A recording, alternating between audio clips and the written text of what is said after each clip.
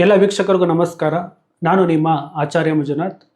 ಈ ಒಂದು ವಿಡಿಯೋದಲ್ಲಿ ನಾನು ನಿಮಗೆ ದೈವಶಕ್ತಿ ಜಾಗೃತಿ ತರಗತಿ ಬಗ್ಗೆ ಮಾಹಿತಿನ ಕೊಡ್ತಾ ಇದ್ದೀನಿ. ಇದೇ ತಿಂಗಳು ಅಂದರೆ ಜುಲೈ 20ನೇ ತಾರೀಕು ಸೋಮವಾರ ಸಂಜೆ 7 ಗಂಟೆಗೆ ಈ ತರಗತಿ ಪ್ರಾರಂಭ ಆಗ್ತಾ ಇದೆ. ಯಾರಿಗೆಲ್ಲ ಇಂಟ್ರೆಸ್ಟ್ ಇರೋವಂಥವ್ರು ಕೆಳಗಡೆ ತೋರಿಸ್ತಿರೋಂಥ ನಂಬರಿಗೆ ನೀವು ಮೆಸೇಜ್ ಹಾಕಿ ದೈವಶಕ್ತಿ ಜಾಗೃತಿ ತರಗತಿಗೆ ಜಾಯ್ನ್ ಆಗಬೇಕು ಅಂತ. ನಾನು ನಿಮಗೆ ಅದಕ್ಕೆ ಸಂಬಂಧಪಟ್ಟಂಥ ಡೀಟೇಲ್ಸು ಮತ್ತು ಅದಕ್ಕೆ ಸಂಬಂಧಪಟ್ಟಂಥ ಅಮೌಂಟ್ ಎಷ್ಟು ಅನ್ನೋದನ್ನು ಕೂಡ ನಾನು ನಿಮಗೆ ತಿಳಿಸ್ಕೊಡ್ತೀನಿ.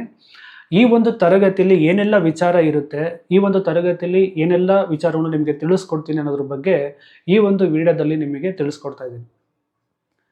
ದೈವಶಕ್ತಿ ಜಾಗೃತಿ ಅಂದರೆ ನಮ್ಮ ಜಾತಕದಲ್ಲಿ ನಮಗೆ ಯಾವ ದೈವಶಕ್ತಿ ಜಾಗೃತಿಯಲ್ಲಿದೆ, ಯಾವ ದೈವಶಕ್ತಿ ನಮಗೆ ಅನುಗ್ರಹ ಕೊಟ್ಟಿದೆ, ಯಾವ ದೈವಶಕ್ತಿ ನಮ್ಮನ್ನು ಕಾಪಾಡ್ತಿದೆ ಅನ್ನೋದ್ರ ಬಗ್ಗೆ ಹೇಗೆ ತಿಳ್ಕೊಳ್ಳೋದು ಅನ್ನೋದನ್ನು ಈ ಒಂದು ತರಗತಿ ನಿಮಗೆ ತಿಳಿಸ್ಕೊಡುತ್ತೆ.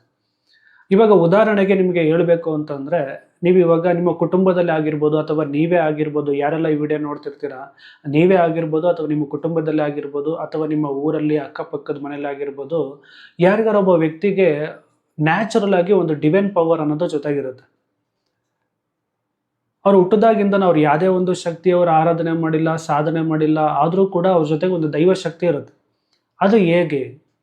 ಅವರ ಜಾತಕದಲ್ಲಿ ಆ ದೈವಶಕ್ತಿ ಬರೋದಕ್ಕೊಂದು ಕಾರಣ ಇರುತ್ತೆ.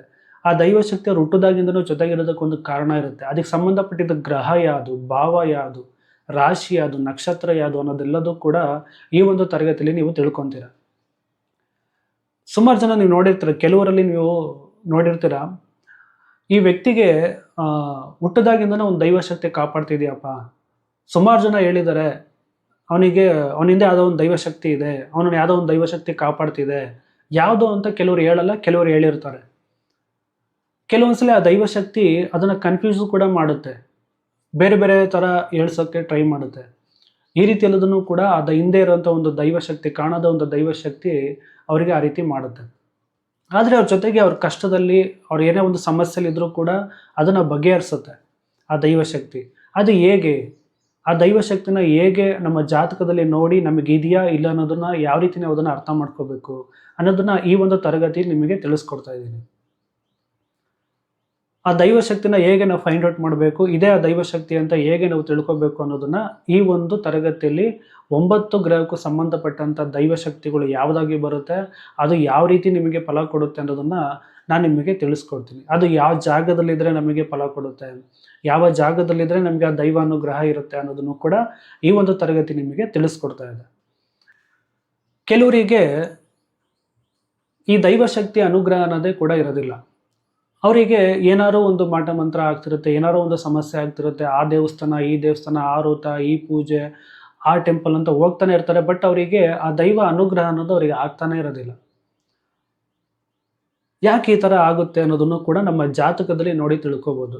ಯಾರಿಗೆ ಆ ದೈವಶಕ್ತಿ ಅನುಗ್ರಹ ಜಾಸ್ತಿ ಇರುತ್ತೆ, ಯಾರಿಗೆ ಆ ದೈವಶಕ್ತಿ ಅನುಗ್ರಹ ಇರೋದಿಲ್ಲ, ಯಾರಿಗೆ ಮೀಡಿಯಮ್ ಆಗಿರುತ್ತೆ ಅನ್ನೋದನ್ನು ಕೂಡ ಈ ಒಂದು ತರಗತಿಯಲ್ಲಿ ನಿಮಗೆ ಉತ್ತರ ಸಿಗುತ್ತೆ. ಸುಮಾರು ಜನ ನಿಮ್ಮ ಹತ್ರ ಕನ್ಸಲ್ಟೇಷನ್ ತಗೊಳ್ತಿರೋವಂಥ ವ್ಯಕ್ತಿಗಳು ನಿಮ್ಮನ್ನು ಪ್ರಶ್ನೆ ಮಾಡಿ ಕೇಳ್ತಾರೆ, ಸರ್ ನಮಗೆ ಯಾವ್ದಾರ ಒಂದು ದೈವಶಕ್ತಿ ಅನುಗ್ರಹ ಇದೆಯಾ, ಯಾವ ದೈವನ ಆರಾಧನೆ ಮಾಡಿದ್ರೆ ನಾನು ಚೆನ್ನಾಗಿರ್ತೀನಿ, ಯಾವ ದೈವಶಕ್ತಿನ ನಾನು ಕಾಪಾಡ್ತಿದೆ ಅಂತ ಎಲ್ಲ ಪ್ರಶ್ನೆ ಬಂದಾಗ ಅದನ್ನು ಯಾವ ರೀತಿ ಜಾತಕದಲ್ಲಿ ನೋಡೋದು, ಅದನ್ನು ಹೇಗೆ ಅರ್ಥ ಮಾಡ್ಕೊಳ್ಳೋದು, ಅವ್ರಿಗೆ ಅದು ನಿಜವಾಗ್ಲೂ ಅವರಿಗೆ ಕಾಪಾಡ್ತಿದೆಯಾ, ಕಾಪಾಡ್ತಿಲ್ವಾ, ಕಾಪಾಡುತ್ತಾ, ಸಾಧನೆ ಏನಾದ್ರು ಮಾಡಿದ್ರೆ ಅವ್ರನ್ನ ಕಾಪಾಡುತ್ತಾ ಅನ್ನೋ ಅಷ್ಟು ವಿಚಾರಕ್ಕೆ ಈ ಒಂದು ತರಗತಿ ನಿಮಗೆ ಉತ್ತರ ಕೊಡೋದು. ಕೆಲವರಿಗೆ ಈ ಅನುಗ್ರಹ ಸಿಗದಲೇ ಇರೋದಕ್ಕೆ ಕಾರಣ ಅವರ ಜಾತಕದಲ್ಲಿ ಏನಾದರೂ ಆ ಗ್ರಹ ಏನಾದರೂ ತಾರಾಬಲದ ಪ್ರಕಾರ ನೆಗೆಟಿವ್ ನಕ್ಷತ್ರಗಳಲ್ಲಿ ಕುತ್ಕೊಂಡಾಗ, ಆ ಗ್ರಹ ಏನಾದರೂ ಲತ್ತೆ ಗ್ರಹ ಆಗಿ ಬಂದಾಗ, ಆ ಗ್ರಹ ಏನಾದರೂ ತಿಥಿಶೂನ್ಯದಲ್ಲಿ ಕುತ್ಕೊಂಡಾಗ, ಈ ರೀತಿ ವಿಚಾರಗಳೆಲ್ಲದನ್ನು ಕೂಡ ಈ ಒಂದು ತರಗತಿಯಲ್ಲಿ ನಾನು ನಿಮಗೆ ತಿಳಿಸ್ಕೊಡ್ತಾ ಇದ್ದೀನಿ. ಇದನ್ನು ಯಾವ ರೀತಿ ಫೈಂಡ್ ಔಟ್ ಮಾಡಬೇಕು, ಯಾವ ರೀತಿ ಇದೆ ಅಥವಾ ಇಲ್ಲ ಅನ್ನೋದನ್ನು ಯಾವ ರೀತಿ ತಿಳ್ಕೊಬೇಕು, ಯಾರಿಗೆ ಇದು ಅತಿ ಹೆಚ್ಚಾಗಿ ಸಿಗುತ್ತೆ, ಯಾರಿಗೆ ಸಿಗೋದೇ ಇಲ್ಲ, ಯಾರಿಗೆ ಮೀಡಿಯಮ್ ಆಗಿರುತ್ತೆ ಅನ್ನೋದನ್ನು ಕೂಡ ಈ ಒಂದು ತರಗತಿಯಲ್ಲಿ ತಿಳ್ಕೊತೀರಾ. ಇಷ್ಟೇ ಅಲ್ಲದೆ ನಮ್ಮ ಅಡ್ವಾನ್ಸ್ KP ಜ್ಯೋತಿಷ್ಯದ ಪ್ರಕಾರನೂ ಕೂಡ ನಿಮಗೆ ಈ ಒಂದು ದೈವ ಅನುಗ್ರಹ ಇದೆಯಾ ಇಲ್ಲ ಅನ್ನೋದನ್ನು ಯಾವ ರೀತಿ ತಿಳ್ಕೊಬೇಕು, ನಿಮಗೆ ಯಾವ ದೈವಶಕ್ತಿ ನಿಮ್ಮನ್ನು ಕಾಪಾಡ್ತಿದೆ, ಯಾವ ದೈವಶಕ್ತಿ ನಿಮ್ಮನ್ನು ಕಾಪಾಡ್ತಿಲ್ಲ ಅನ್ನೋದು ಕೂಡ ನೀವು ತಿಳ್ಕೊಬೋದು. ನಿಮ್ಮ ಜಾತಕನೇ ವೆರಿ ವೆರಿ ಇಂಪಾರ್ಟೆಂಟ್ ಇಲ್ಲಿ. ಓಕೆನಾ? ನಮ್ಮ ವಿಧಿನಲ್ಲಿ ಏನು ಬರೆದಿದೆಯೋ ಅದೇ ನಮಗೆ ಸಿಗುವಂಥದ್ದು. ಓಕೆನಾ? ಕೆಲವರಿಗೆ ನ್ಯಾಚುರಲ್ ಆಗಿ ಕೆಲವೊಂದು ದೈವಗಳು ಅಟ್ರಾಕ್ಟ್ ಆಗ್ತವೆ. ಇವಾಗ ಅವರು ಬೆಳೀತಾ ನನಗೆ ಆಂಜನೇಯ ಅಂದರೆ ತುಂಬ ಇಷ್ಟ, ನನ್ನ ಆಂಜನೇಯನ ಸಾಧನೆ ಮಾಡ್ತೀನಿ, ಅಥವಾ ನನ್ನ ಆಂಜನೇಯ ಟೆಂಪಲಿಗೆ ನಾನು ಹೋಗ್ತಾ ಇರ್ತಾರೆ. ಕೆಲವರಿಗೆ ಶಿವ ಅಂತಂದರೆ ತುಂಬ ಇಷ್ಟ, ಶಿವನ ದೇವಸ್ಥಾನಕ್ಕೆ ಹೋಗ್ತಾರೆ. ಕೆಲವರಿಗೆ ನಾರಾಯಣ ಅಂದರೆ ತುಂಬ ಇಷ್ಟ, ಕೆಲವರಿಗೆ ತಿರುಪತಿ ಅಂದರೆ ತುಂಬ ಇಷ್ಟ, ತಿರುಪತಿ ದೇವಸ್ಥಾನಕ್ಕೆ ಹೋಗ್ತಾರೆ, ತಿರುಪತಿ ದೇವ್ರನ್ನ ಆರಾಧನೆ ಮಾಡ್ತಾರೆ. ಕೆಲವರು ರಾಯರನ್ನ ಆರಾಧನೆ ಮಾಡ್ತಾರೆ. ಹೇಗಿದು? ಹೇಗೆ ಅವರಿಗೆ ಆ ಎನರ್ಜಿ ಅಟ್ರ್ಯಾಕ್ಟ್ ಮಾಡುತ್ತೆ? ಹೇಗೆ ಆ ಒಂದು ಎನರ್ಜಿ ಹತ್ರ ಅವ್ರು ಹೋಗ್ತಾರೆ? ಹೇಗೆ ಅವರಿಗೆ ಆ ಎನರ್ಜಿ ಒಂದು ಅವರಿಗೆ ಫಲ ಕೊಡುತ್ತೆ ಅನ್ನೋದನ್ನು ಈ ಒಂದು ತರಗತಿಯಲ್ಲಿ ಗ್ರಹಗಳ ಮುಖಾಂತರ ನೀವು ತಿಳ್ಕೊಬೋದು. ಜಾತಕದಲ್ಲಿ ಇದನ್ನು ಯಾವ ರೀತಿ ನೋಡಬೇಕು, ಯಾವ ರೀತಿ ಫೈಂಡ್ ಔಟ್ ಮಾಡಬೇಕು ಅನ್ನೋ ವಿಚಾರನ ಈ ಒಂದು ತರಗತಿಯಲ್ಲಿ ನೀವು ತಿಳ್ಕೊತೀರ. ಹಾಗಾಗಿ ಈ ತರಗತಿ ತುಂಬ ಇಂಪಾರ್ಟೆಂಟ್ ಆದಂಥ ವಿಚಾರ ಇದೆ. ಪ್ರತಿಯೊಬ್ಬರಿಗೂ ಈ ತರಗತಿ ಬೇಕಾದಂಥ ವಿಚಾರ ಇದರೊಳಗೆ ಸಿಗುತ್ತೆ. ಹಾಗಾಗಿ ಯಾರೂ ಕೂಡ ಈ ತರಗತಿ ಮಿಸ್ ಮಾಡ್ಕೋಬೇಡಿ. ಕೆಳಗಡೆ ತೋರಿಸ್ತಿರೋ ಅಂಥ ವಾಟ್ಸಪ್ ನಂಬರಿಗೆ ನೀವು ಮೆಸೇಜ್ ಹಾಕಿ ದೈವ ಶಕ್ತಿ ಜಾಗೃತಿ ತರಗತಿಗೆ ಜಾಯ್ನ್ ಆಗಬೇಕು ಅಂತ. ನಾನು ನಿಮಗೆ ಇದಕ್ಕೆ ಸಂಬಂಧಪಟ್ಟಂಥ ಡೀಟೇಲ್ಸ್ಗಳನ್ನು ನಿಮಗೆ ತಿಳಿಸ್ಕೊಡ್ತೀನಿ, ಪೋಸ್ಟರ್ ಕಳಿಸ್ತೀನಿ, ಮತ್ತು ಅಮೌಂಟ್ ಎಷ್ಟಿದೆ ಅನ್ನೋದು ಕೂಡ ನಿಮಗೆ ತಿಳಿಸ್ಕೊಡ್ತೀನಿ. ಪ್ರತಿಯೊಬ್ಬರು ಈ ಒಂದು ತರಗತಿನ ಕಲ್ತ್ಕೊಳ್ಳಿ, ನಿಮಗೆ ತುಂಬಾ ಬೆನಿಫಿಟ್ ಆಗುತ್ತೆ. ತುಂಬ ವಿಚಾರಗಳು ಇದರೊಳಗಡೆ ಇದೆ.